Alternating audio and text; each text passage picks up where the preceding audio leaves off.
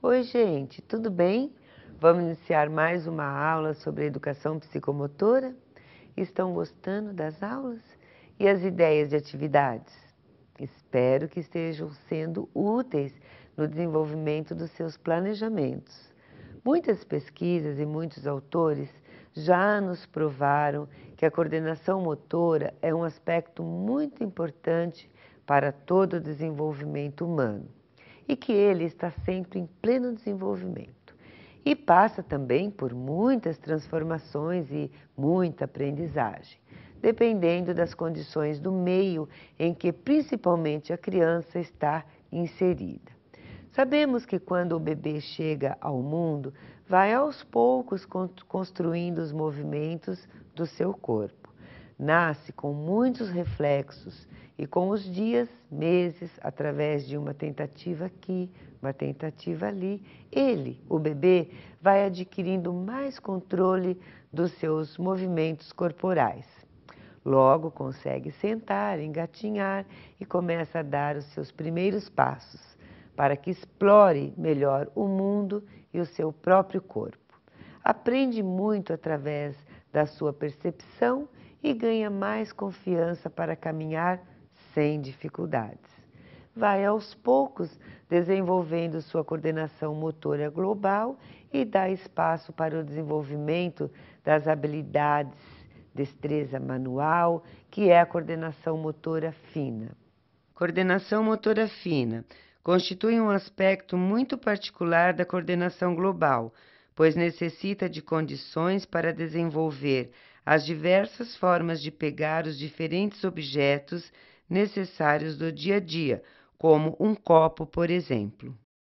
Quando a criança vive as suas oportunidades de explorar sua aprendizagem psicomotora e desenvolve uma coordenação mais elaborada dos dedos, da mão, ela facilita a aquisição de novos conhecimentos.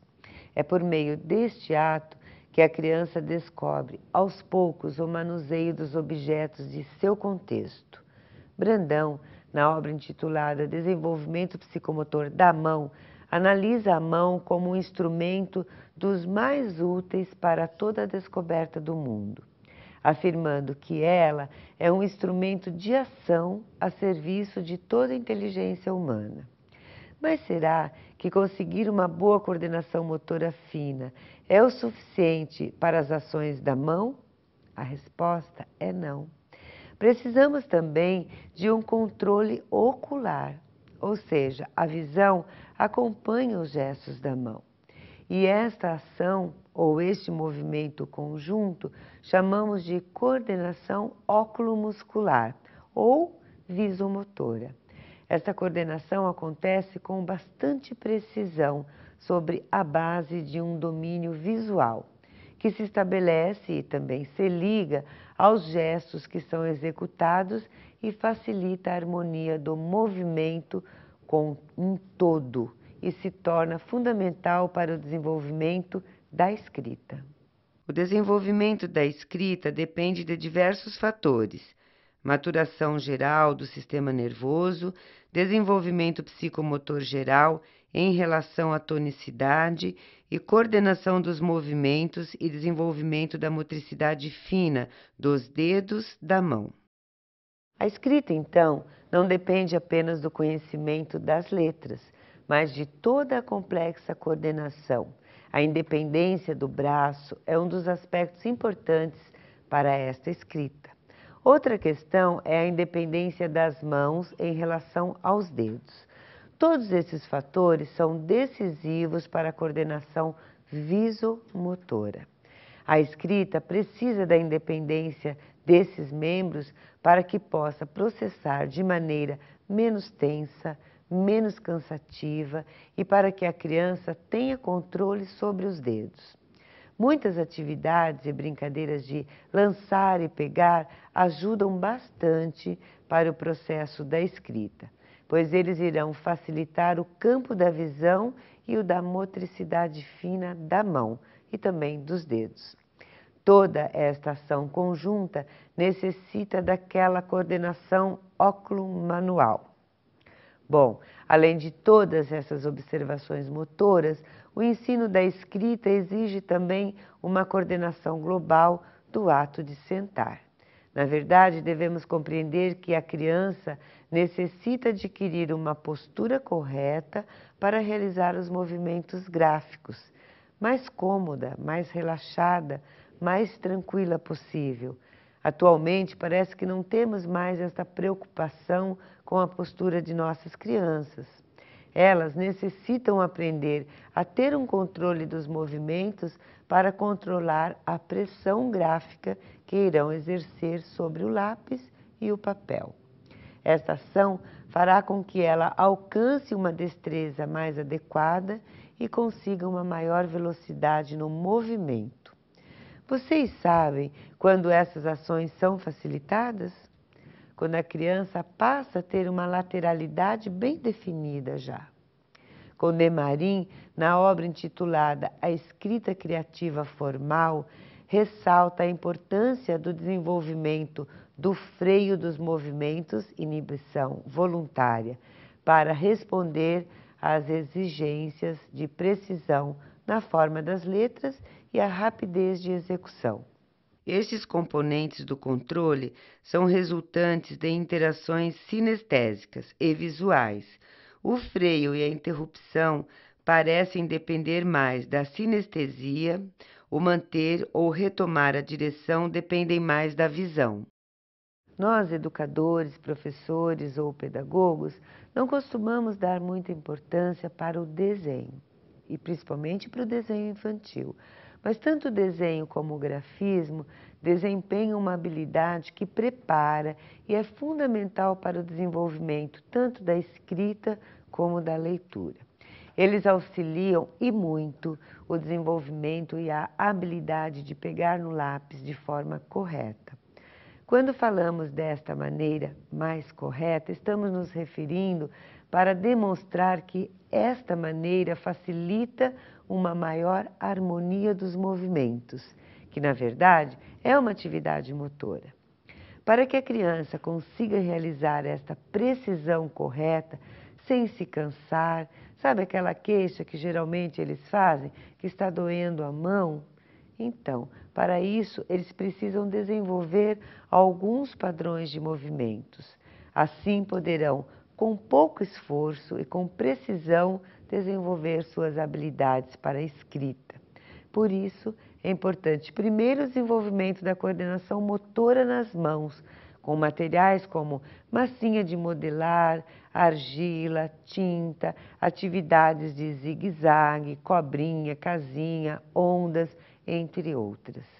Com essas atividades, as crianças não estão realizando apenas um desenvolvimento externo, ou seja, de fora para dentro, mas estão construindo mentalmente, ao mesmo tempo que constroem estruturas fundamentais para a execução de habilidades motoras mais precisas, como o desenho e a escrita, e com isso ganham agilidade no movimento.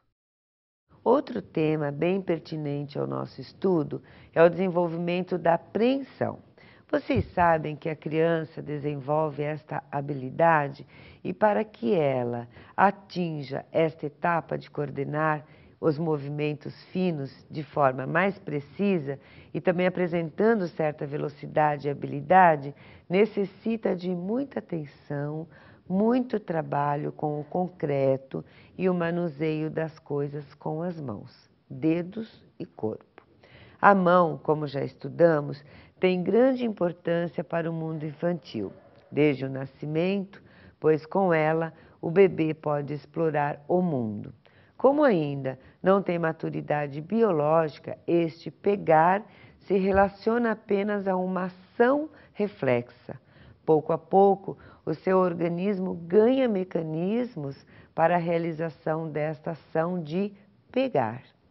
Brandão, na obra intitulada Desenvolvimento Psicomotor da Mão, analisa de uma forma bastante compreensiva sobre o desenvolvimento da apreensão. As primeiras preensões são atividades adquiridas na interação com o meio e elas acontecem durante o terceiro mês de idade. O principal estímulo desta construção é realizado através do tato, através de alguma coisa que a criança já consegue segurar com a palma da mão. Por exemplo, o cobertor ou o chale que encosta em sua mão.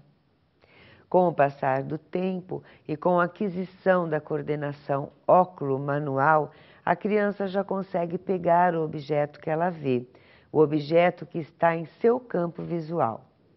Por volta do 4º ou 5º mês, a apreensão é cúbito-palmar, ou seja, entre o mínimo ou os 2 últimos dedos e a palma da mão. Só a partir do 5º ou 6º mês, a apreensão se exerce pela flexão dos 4 últimos dedos contra a palma da mão. Este movimento é chamado de posição de pinça dígito palmar. É só com o ganho de mais maturidade, de ação, que a criança consegue se aproximar e segurar um objeto.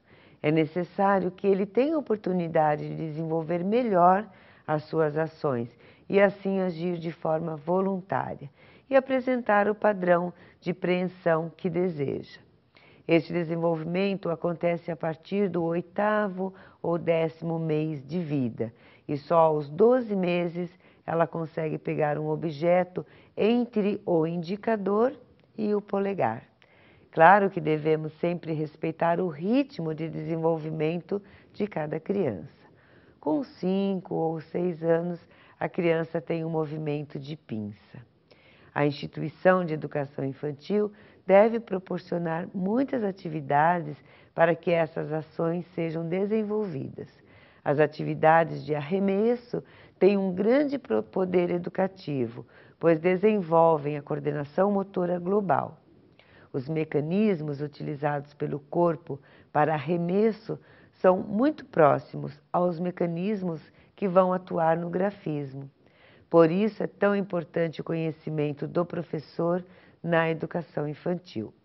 Na mira, todo o desenvolvimento da operação consiste em traçar uma linha de um ponto a outro e isso desenvolve e envolve também um jogo entre as ações proprioceptivas, que é a capacidade de perceber-se, recebendo e levando informações ao cérebro, contribuindo para a ação.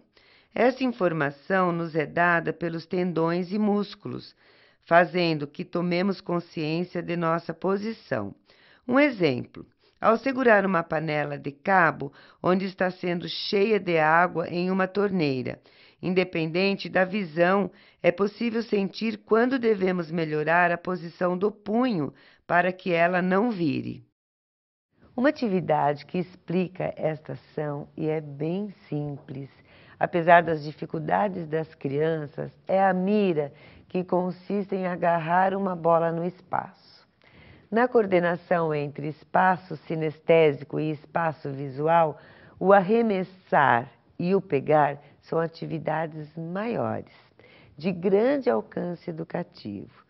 Os programas de exercícios propõem algumas importantes atividades. Os exercícios globais de arremessar e apanhar bolas. A prática desses exercícios ressalta certas dificuldades, obrigando-nos a trabalhar frequentemente um nível mais elementar, ou seja, apresentando maiores obstáculos a cada conquista da criança. Os exercícios anexos que permitem progressivamente adquirir habilidades na prática dos exercícios globais, exercícios de destreza, visando afinar a sensibilidade proprioceptiva dos dedos, exercícios de ajustamento ao espaço, apreciação das trajetórias e das velocidades, nos quais a criança deverá acompanhar com os olhos um objeto que se desloca. E a mão, está presa ao corpo. A habilidade manual depende, em parte, do apoio oferecido ao eixo corporal e à cintura escapular, né, ao membro superior, que são esses movimentos. Assim, os exercícios de postura e de reforço da cintura escapular são importantes para fornecer à mão e ao braço os pontos de apoio que são necessários aí para a precisão e para a força da sua ação. E aqui vai uma prática bem simples. Pedir às crianças que façam a partir de jornais algumas bolas, 3 ou 4 bolas. Tem que amassar bem, que é para eles movimentarem bastante a mão. Bem, o professor pode até passar uma fita larga para que a bola fique mais consistente e passe a ser utilizada também em outras atividades. Colocar as crianças em círculos e em pé. Colocar ao meio do círculo uma cesta, ou um bambolê, ou até um cesto de lixo grande, dependendo do nível de dificuldade da turminha. Dar um sinal e a cada sinal a criança então arremessa uma bola de cada vez. O professor poderá fazer muitas atividades a partir desta proposta. Por exemplo, quantas bolinhas caíram dentro da cesta e fora da cesta? Cada acerto deve ser elogiado e, se não acertar, deve tentar novamente. Os objetivos dessas atividades são justamente a coordenação motora fina, além de trabalhar limite entre eles, ordem, quantidade, autoestima e assim por diante. Vai da criatividade aí de cada atividade de cada professor. E por hoje é só. Um grande abraço e bom planejamento. Até a nossa próxima aula.